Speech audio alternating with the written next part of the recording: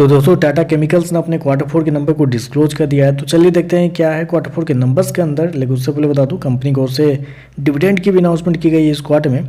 11 share के हिसाब से कंपनी आपको डिविडेंड देने जा रही है। चलिए कंपनी के नंबर देख लेते हैं। डाटा बेसिकली यहाँ पे क्रॉस में है। तो देखिए पिछले क्वार्टर में 3,590 करोड़ का कंपनी ने रेवेन्यू जनरेट किया था ऑपरेशन के थ्रू। पिछले साल 3,475 करोड़, जबकि अभी देखें तो बढ़ के 3,509 करोड़ आपको जाता हुआ देखने को मिला। तो साल दर साल जाते हैं तो साल दर साल कंपनी के रेवेन्यू के अंदर कुछ ज़्यादा बड़ी तेजी नहीं है, लगभग 1% के आसपास का जंप आपको देखने को मिला है। जबकि क्वार्टरली बेस पे जाते हैं तो क्वार्टरली बेस पे लगभग 2% के आसपास की गिरावट देखने को मिले। तो क्वार्टरली बेस पे देखें तो हल्का सा गिरा है, जबकि साल दर साल एक हल्की सी तेजी आपको देखने को मिल रही है। हालांकि केमिकल सेक्टर की कंपनी है तो बेसिकली आपको क्वार्टरली बेस पे जज नहीं करना रहता है, साल दर साल ही आपको चेक करना है। साल दर साल देखें तो 1% के आसपास का जंप आपको देखने को मिला है, जबकि मार्केट का अनुमान था कि लगभग 3 से 4% के आसपास की तेजी देखने को मिलेगी। मार्केट का माना था 3,614 करोड़ के आसपास, जबकि कंपनी ने 3,509 करोड़ का रेवेन्यू हो गया। तो थोड़ा सा बिलो एस्टीमेट आपको देखने को मिल रहा है।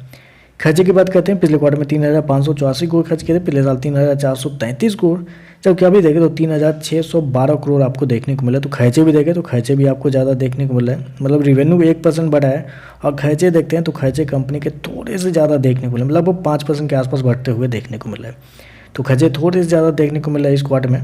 चलिए कंपनी का प्रॉफिट क्या निकलता है वो देखते हैं। पिछले क्वार्टर में कंपनी 21 करोड़ के घाटे में थी, पिछले साल देखें तो 841 करोड़ के घाटे में थी, जबकि अभी देखें तो कंपनी 49 करोड़ के घाटे में जाती हुई देखने को मिली। तो आप कह सकते हैं कि साल दर साल कंपनी जो घाटे में थी अभी भी आपको लॉस में ही आपको देखने को मिले। बेसिकली मार्केट का मानना था कि इस क्वार्टर में कंपनी प्रॉफिट में आपको आती हुई देखने को मिल सकती है।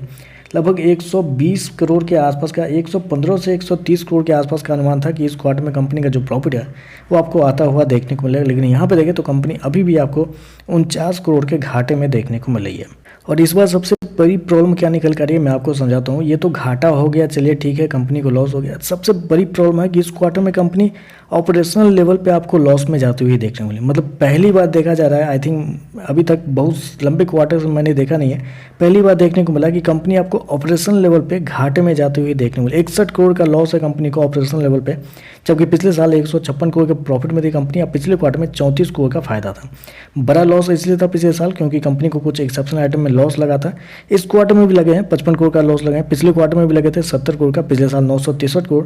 तो उसको अगर हटा भी देते हैं ना तो फिर भी कंपनी 61 करोड़ के ऑपरेशनल लॉस में आपको देखने को मिली। बहुत ही कमजोर आप कह सकते हैं इस बार कंपनी ने परफॉर्मेंस दिए हैं।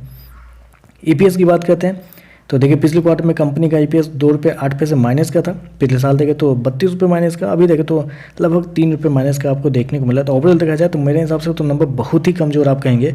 रिवेन्यू देखें तो रिवेन्यू लगभग आप कह सकते हैं मिस होता हुआ देखने मिला 2-3% से, तो वो भी बिलो एस्टीमेट आपको देखने मिला है। सबसे दिक्कत है कि कंपनी ऑपरेशनल लेवल पर आपको घाटे में जाते हुए देखने को मिल रही है। मतलब टाटा केमिकल्स का एक इतिहास बन गया है कि कभी भी अच्छे नंबर कंपनी देगी ही नहीं, चाहे जो भी हो जाए, शेयर कंपनी अच्छे नंबर देगी नहीं। शेयर के अंदर गिरावट भी नहीं आती, ये भी सही है कि 800 से लेकर 1000 के बीच में शेयर हमेशा फंसा रहता है, लेकिन हर बार कंपनी कमज़ोर से कमज़ोर नतीजे देती है। कभी रिवेन्यू कम होता है, कभी प्रॉफिट कम होता है, कभी कुछ कम होता है। इस बार भी देखें तो ऑपरेशनल लेवल पर कंपनी लॉस में जाती हुई देखने को मिली। तो देखते हैं इस नंबर पर मार्केट कैसा रिएक्ट करता है। आज के लिए बस इतना ही। वीडियो पसंद आए तो लाइक कीजिएगा, साथ में साथ चैनल को सब्सक्राइब जो कीजिएगा। धन्यवाद।